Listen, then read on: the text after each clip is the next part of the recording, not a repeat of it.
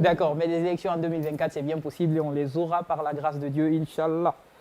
Alors, je me retourne vers notre invité. Le sujet du jour, il s'agit du retour au tour à tour. En Guinée, on avait connu cela, mais il y a très longtemps, c'était devenu un mauvais souvenir avec le professeur Alpha Condé. On avait réussi plus ou moins à stabiliser le courant. Puis est venu le coup d'État du 5 septembre, le courant était encore stable. Et après quelques temps, on a remarqué des délestages. On ne sait pas, faute du dépôt de carburant qui a explosé. À ce que je sache, les barrages hydroélectriques fonctionnent avec de l'eau. Et on ne comprend pas pourquoi il y a des délestages à un moment donné. Monsieur Moussa, en tant qu'expert du domaine, quel est l'état des lieux aujourd'hui de la situation énergétique en République de Guinée? Merci pour la question. Pour aller droit au but, je pense que l'état de nos systèmes énergétiques aujourd'hui ne répond pas aux attentes. Dans la mesure où l'indicateur ou bien les éléments qui permettent de juger l'état de fonctionnement de notre système électrique, c'est la desserte électrique. Oui. Donc, dès qu'on se retrouve avec l'interruption peut-être de quelques minutes à quelques heures, et si on se retrouve avec presque toute la matinée sans électricité, voire même des jours. Des jours sans électricité, donc il convient de révéler et de constater que le système énergétique n'arrive pas à répondre aux attentes des populations et des consommateurs d'électricité. D'accord, mais comment on passe d'une certaine stabilité?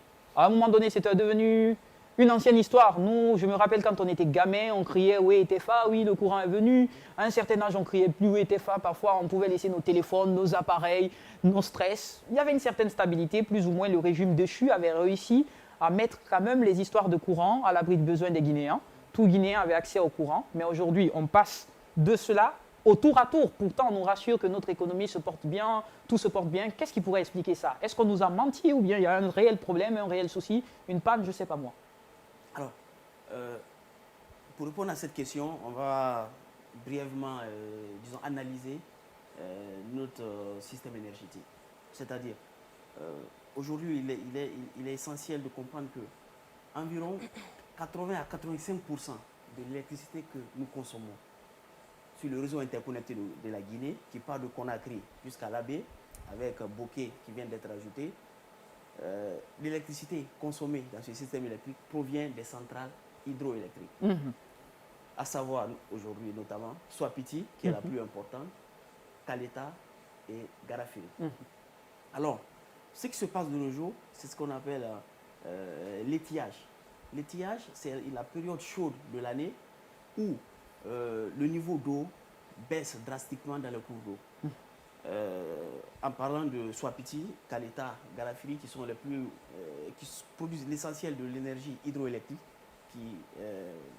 qui avoisine les 85% de l'électricité que nous consommons, le fleuve Concouré est en train de tarir. Ce n'est pas un phénomène nouveau, il n'a pas commencé aujourd'hui. J'ai vu des images tout à l'heure des berges du Niger, où on se rend compte des conséquences des effets anthropiques, la déforestation, la destruction des berges, des cours d'eau, également la coupure abusive des bois. Et sans compenser par le reboisement. Alors, ce phénomène aujourd'hui est très, disons, aigu sur le réchauffement climatique. Donc, ce fleuve qui prend sa source au Fouta Djallon, et sur ce fleuve, nous avons construit les 3 barrages. Alors, en 3 barrages sur le même fleuve. Sur le même fleuve. Ce qu'on appelle, c'est pas mauvais en soi. D'accord. J'ai visité beaucoup de barrages dans plusieurs pays, en Chine notamment, qui est le leader mondial, où on peut avoir des dizaines de barrages sur le même fleuve, notamment les barrages de 3 gorges, Gezouba, etc., que j'ai eu l'occasion de visiter. Ce n'est pas un mal en soi. Alors, ce qui se passe aujourd'hui, en saison des pluies, quand nous avons abondamment d'eau, c'est-à-dire il pleut et le débit du fleuve s'élève énormément. On avoisine environ les 2000 mètres cubes d'eau par seconde, comme le débit du fleuve. Et en saison sèche, comme ce qui arrive en ce moment, on a moins de 500, 300 mètres cubes d'eau par seconde. Mais excusez-moi, il a plu jusqu'en décembre, on ne comprend pas. Jusqu'en décembre, on était dans la période des pluies. Nous nous retrouvons juste en février. On nous parle déjà d'étiage. Ça fait quand même bizarre. Il nous reste encore de longues périodes sur l'année. Est-ce que quelque part, on ne nous a pas menti sur le potentiel de ces barrages hydroélectriques? On ne nous a pas caché certaines réalités? Parce qu'après, on fonctionne au thermique aussi.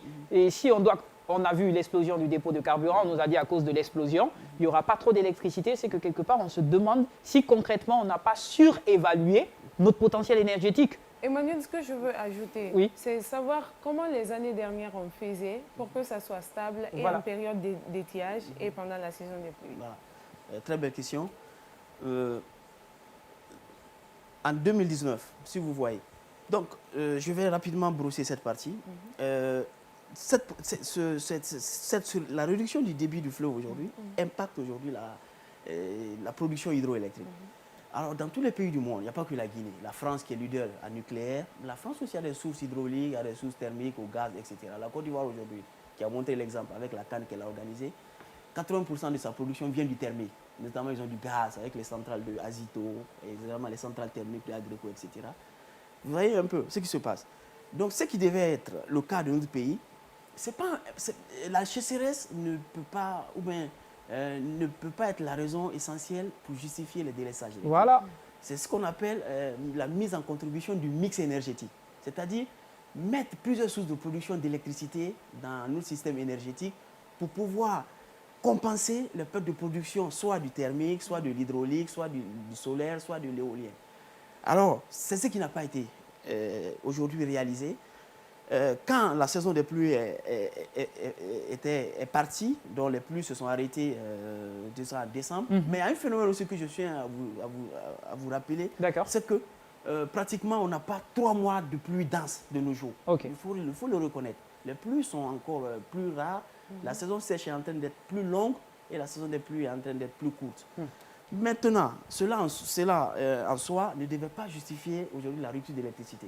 Donc, si aujourd'hui on avait une puissance thermique capable de prendre le relais, capable de suppléer les hydrauliques en cette période d'étiage, nous, vous, moi, quand vous êtes à la maison, quand vous êtes en train de suivre la télé, quand vous êtes dans votre atelier de couture, quand vous êtes dans votre atelier de soudure, vous n'aurez pas connu de délestage. C'est un réglage qui se fait par les opérateurs du réseau, par les exploitants.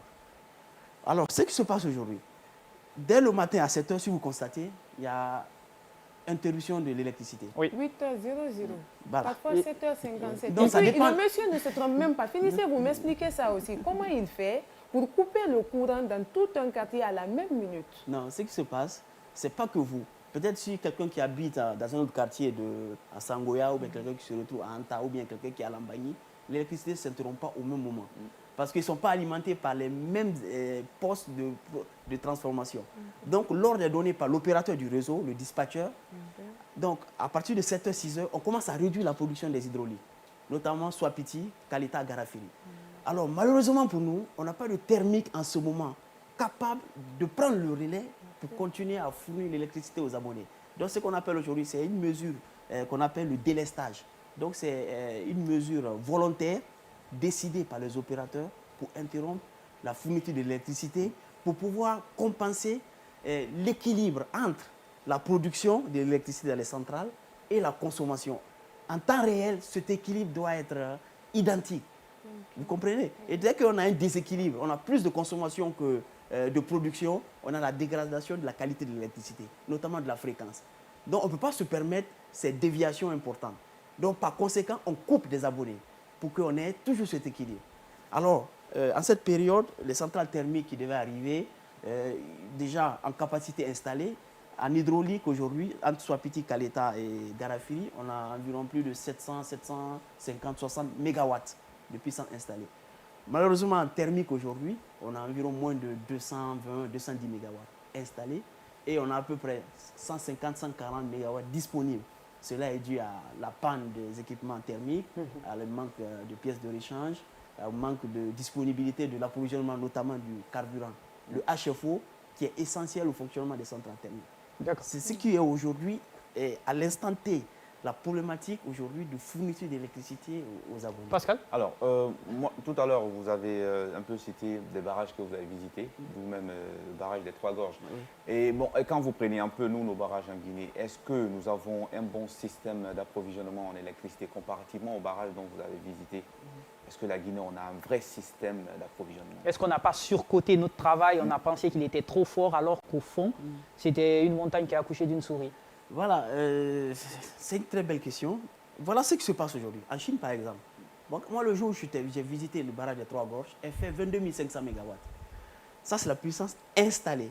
Mais il n'est pas dit que le barrage est tout le temps en fonctionnement de 100% de sa capacité. Le jour où j'ai visité le barrage, il y avait, sur les 32 générateurs installés de la centrale, il y avait une quinzaine qui fonctionnaient. Vous comprenez? Donc, on n'est pas obligé, ou bien la puissance installée ne veut pas dire tout de suite que c'est toujours ces équipements qui doivent être à 100% en train de fonctionner. Pour vous donner une preuve, une illustration très simple, quand vous prenez le stockage d'eau de Swapiti, on a un barrage. Le barrage, il te fait plus d'1 kilomètre de long. Il te fait 120 mètres de haut. Donc, il te stocke environ plus de 6 milliards 300 millions de mètres cubes d'eau.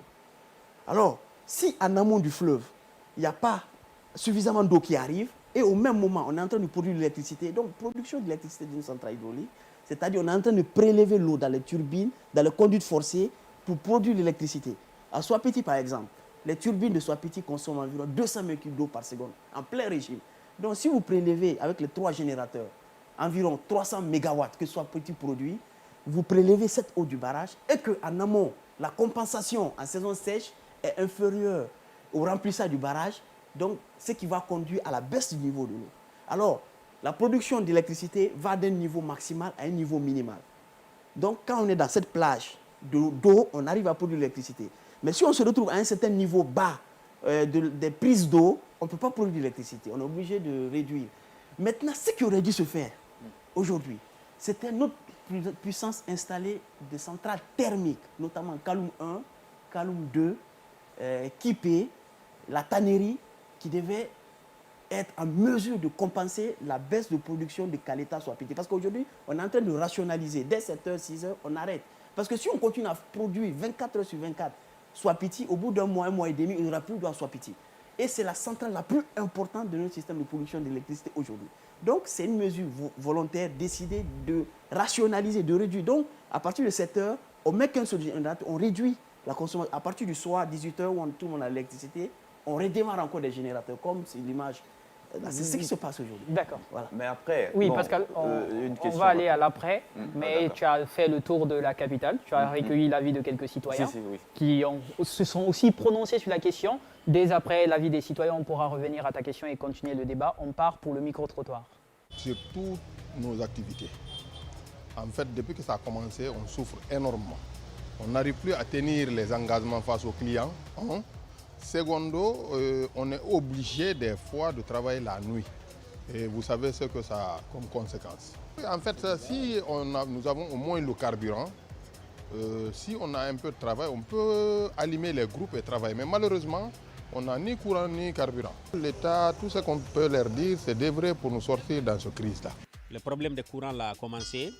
Même pour avoir des boulots, c'est des problèmes. Même si un client te donne des boulots, pour terminer le boulot là, c'est des problèmes d'abord. Il faut que le client vienne crier sur toi d'abord, il nous menace des fois. Or que ce n'est pas notre faute, c'est le problème de courant. Glace muna yaga nan pape katara glace muna sama na gamma temuna lam mamadi dumbuya aga katemo li birin na bagara ba ala na khira kafira aga mumali muga tesato yandi ala nun akhera ga fe mutora mo ga de balwe mutam mo de brie mai glace nan ku asato de yo mobe monate e mo mali mane mo ga asato imata mi to ya sage de ba to gera mini ito geto made ba na ya muno han yande na ga ki munde bago tamina ya han ya munde ba mena glace pende glace tamato ne katina me ijin na na ga mune fan sugumara parce que nimpera temuna awa ga tebe mo ga ijin kanye tambe mo ga glace to motoro temuna glace muna gine ga ya ga bora motoro ha temuna be ya ga fe ko kun ge mini mu ya ga suguma glace fe ko mona manto liyati ini ya ga di soto ngoyna mi mo go balu dida ini soto khani mu glace fa bore yi dedi manga sanya ga mu mato te fera ya ga fera matériel fera ga mu mali na manto na wa ga me wal fe c'est ne kelina. C'était l'avis de quelques citoyens recueillis justement par Pascal, des citoyens qui crient leur ras-le-bol. Apparemment, c'est tous les secteurs, les soudeurs, les marieuses, les populations, nous-mêmes qui n'arrivons pas à nous connecter, à avoir du réseau. C'était très difficile aujourd'hui, très pénible. Et tout le monde fonctionne au régime le plus bas. Pascal, on part pour ta question. Bon, est-ce que quelque part, l'État ne devrait pas envisager de changer un peu de donne, parce qu'aujourd'hui, on est avec des barrages qui fonctionnent avec de l'eau. Et on sent qu'en quelque sorte, il y a un petit souci qui se pointe à l'horizon. Et nous sommes en Guinée, la population produit, disons, 2000 à 2500 tonnes de déchets. Est-ce qu'il ne faut pas envisager aussi, trouver peut-être des barrages, pourquoi pas des barrages, mais plutôt des machines qui peuvent, à travers les déchets, produire de l'électricité? D'accord. À la question, moi, je vais essayer de fusionner rapidement parce que j'aurais appris que le bateau qui approvisionnait Conakry en électricité serait de retour. Est-ce que c'est une solution éventuelle à cette situation qu'on traverse aujourd'hui? Oui, en soi, je suis très peiné par l'avis des citoyens. On se retrouve dedans, rien n'est inventé, c'est ce qu'on vit le jour au jour. La solution aujourd'hui, elle existe, quoi. Mais ce que je constate, il faut un plan de riposte à court, moyen et long terme. Et si vous permettez que ce plan de riposte ne soit pas relié à un régime. Parce que s'il y a un régime qui arrive durant 5 années, peut-être priorise le développement énergétique, et que le prochain régime qui arrive, peut-être priorise l'agriculture, l'élevage plus que l'énergie. Moi, je préconise qu'on ait un plan Marshall sur 10-20 années, quelle que soit la personne qui arrive au pouvoir, il respecte ce plan énergétique de développement du pays. Quel que soit le régime, comme ça, parce que pourquoi je dis cela, quel que soit votre argent, si vous avez, soit petit, il a coûté 1,4 milliard de dollars. Si vous réussissez à mobiliser ce montant, vous dites, allez, réalisez Amaria, allez, construisez Kobedou, allez, construisez, disons, Kogon, Tiopo, etc. Parce que la Guinée est réputée comme une puissance énergétique. On peut produire environ plus de 6 000 MW à travers nos cours d'eau. Donc, quel que soit l'argent, on ne peut pas construire un barrage à moins de 4 années, 5 années. Vous voyez un peu le temps que ça prend. Donc, les populations, en attendant, qu'est-ce qu'elles vont faire? Il n'y a pas cette patience. Donc, si ce n'est pas prévu, si ce n'est pas planifié à l'avance, pour qu'on n'ait pas de retard dans les réalisations des infrastructures énergétiques, on va se retrouver dans ce genre de situation. Maintenant, par rapport à votre avis, aujourd'hui, qu'est-ce qui se passe? On connaît aujourd'hui un déficit de production, c'est-à-dire les centrales qui doivent produire l'électricité pour alimenter tous les abonnés ne sont pas en quantité suffisante. Donc, qu'est-ce qu'on fait? L'opérateur qui est EDG a priorisé certaines parties de Conakry, à savoir notamment Kaloum et certains endroits stratégiques des usines, des unités pour maintenir la productivité. Ceux-là sont alimentés permanemment.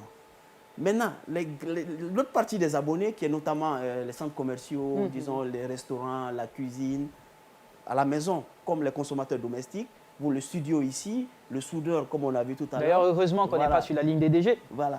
Donc, c'est ce qui se passe aujourd'hui. Donc, aujourd'hui, on est en crise, mais la solution réside aujourd'hui dans... Il y a 2 solutions.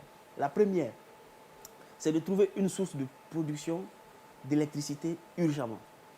Cela peut être fait avec un bateau. Parce qu'un bateau, c'est une centrale électrique. Elle arrive avec tous ses auxiliaires. Les boosters à l'intérieur, je travaille dans les centrales thermiques, les séparateurs d'huile, les refroidisseurs, etc. Tout est incorporé. Les tanks de carburant, tout est incorporé dans le navire. Elle est construite conséquemment. Donc tout de suite, elle peut arriver au port où il y avait l'ancien, les câbles déjà existent, et au bout de quelques semaines, on peut avoir l'électricité supplémentaire produite par un bateau, une centrale flottante, qui peut être vraiment une bouffée d'oxygène pour le système aujourd'hui qui est en manque de production. Ça, c'est la première alternative. La deuxième alternative aujourd'hui, c'est si on avait des lignes d'interconnexion aujourd'hui, on avait signé des contrats d'achat, d'importation et d'exportation d'électricité, peut-être avec le Sénégal, la ligne 225 de l'OMVG qui va là-bas, ou bien la ligne CLSG qui va à Sierra Leone et qui aboutit au Libéria et la Côte d'Ivoire, ou bien la ligne Guinée-Mali qui était achevée, et qu'on avait un pays limitrophe qui avait un excédent de production. Ce pays, à partir de 7 heures, quand on diminue la production de Soapiti Kaleta, avec la coordination des opérateurs de réseau, ce pays était capable de nous donner une puissance pour continuer à alimenter les abonnés. C'était ça l'impératif aujourd'hui. Mais aujourd'hui, avec l'avancée des contrats d'importation et d'exportation d'énergie, la solution aujourd'hui, à court terme, c'est de faire venir un bateau de capacité suffisante. Moi, j'avais même estimé, j'étais passé sur certains de vos confrères, moi j'ai parlé de 300 MW. 300 MW aujourd'hui de puissance qu'on injecte au réseau pour donner l'électricité. Oui, c'est aujourd'hui, quand on a 300 MW de thermique, on ajoute aux centrales existantes, notamment Kipé, la tannerie, on peut aujourd'hui fournir l'électricité 24 heures sur 24 aux abonnés. Et justement par rapport à cette exportation d'énergie hydraulique, à un moment la Guinée l'avait fait, elle continue de le faire, non? Non, non. En ce moment, on a signé avec la Gambie, il est arrivé il y a 2 mois environ, le ministre de l'énergie de la Gambie est arrivé pour que la Guinée lui vende environ 30 mégawatts. Mais aujourd'hui, Déjà qu'on en a on est même en pas. crise, on n'en a plus. Alors comment on peut penser à donner au voisin qui est à gauche ou à droite? Donc c'est aujourd'hui le revers de la médaille. Depuis le début, la Guinée n'a jamais donné de courant à qui que ce soit. En exportation, on n'a pas encore fait. On a fait des contrats, etc. Mais l'effectivité ou bien, disons, la mise en place du mécanisme n'a pas encore été faite. Alors, super. D'accord, il n'y a pas de souci. J'ai une question plus pertinente sur la question. J'aimerais savoir, en termes de coût, combien ça nous coûte en termes d'électricité? En termes de coût, combien ça nous coûte? Faire venir le bateau, combien ça nous coûte? Est-ce que ce n'est pas un manque à gagner? Et aussi, quel est votre avis sur les factures exorbitantes DDG aussi, avec ce délestage d'électricité et tout? D'ailleurs, d'abord, on va commencer par quoi? Le constat aujourd'hui, c'est que l'industrie, si vous voyez, la fourniture d'électricité, c'est une industrie. En Guinée, elle n'est pas rentable. C'est du social. Il ne faut pas se voiler la face. Qu'est-ce qui se passe aujourd'hui? La production d'électricité dans les centrales, notamment soit Petit qu'à l'État et les producteurs privés, l'État aujourd'hui achète à travers EDG. On achète l'électricité, on met à la disposition d'EDG pour le distribuer et le commercialiser. Mais malheureusement, cette énergie, quand elle est distribuée et commercialisée par EDG, l'argent qu'on perçoit n'arrive même pas à assurer le frais d'achat de combustible pour faire tourner les centrales thermiques. En clair, les Guinéens ne payent pas de facture d'électricité. Oui. Et on s'endette quoi? L'EDG ne fait que s'endetter pour amener la desserte d'électricité efficacement aux populations. Oui. Mais après, quand il y a le manque d'électricité, des gens qui reçoivent des factures plus grosses qu'avant et qu'il n'y a pas d'électricité, comment Au fait, la Guinée est l'un des pays au monde aujourd'hui où l'électricité est presque gratuite. Il ne faut pas se mentir. Voilà, vous allez faire le tour même dans la sous-région, allez voir même au Sénégal, en Côte d'Ivoire. On n'ose même pas utiliser un fer à repasser. Il faut recharger. Tu n'oses pas. Voilà, tu n'oses pas. Donc c'est ça aujourd'hui qui fait qu'il y a un travail en amont. D'accord. Il y a un travail en amont très très important aujourd'hui. Parce qu'il faut qu'on insère peut-être la notion d'efficacité énergétique. C'est-à-dire l'économie d'énergie, éteindre les lampes quand je ne suis pas dans une salle, ne pas laisser l'appareil fonctionner. Voilà, ça marche. Alors, on est à la fin de cette émission. On me signale qu'on a juste 40 secondes. Un mot de la fin en tant qu'invité, un avis personnel, tout ce que vous souhaitez, un mot de la fin par rapport à la situation. Oui, du livre. D'accord. Je suis également écrivain, donc je suis l'auteur de cet ouvrage Essai littéraire. Il était à ma dédicace, il était mon modérateur, au cœur de la bataille énergétique de la République de Guinée, où j'ai retracé, disons, l'état des lieux et les perspectives d'avenir de notre système énergétique. Donc même la crise actuelle, j'en ai parlé, ce n'est pas un effet prémonitoire, mais aujourd'hui, j'avais alerté que si on ne met pas... au fait, la demande, la consommation d'électricité est croissante. Donc à tout moment, tous les pays du monde, il faut que le mécanisme de construction d'ouvrages soit en avance par rapport à la consommation. D'accord. Vous comprenez? Comment on fait pour se procurer du Delphine, livre? il est pratiquement à la fin. On me signale à l'oreillette qu'on va nous couper à l'antenne.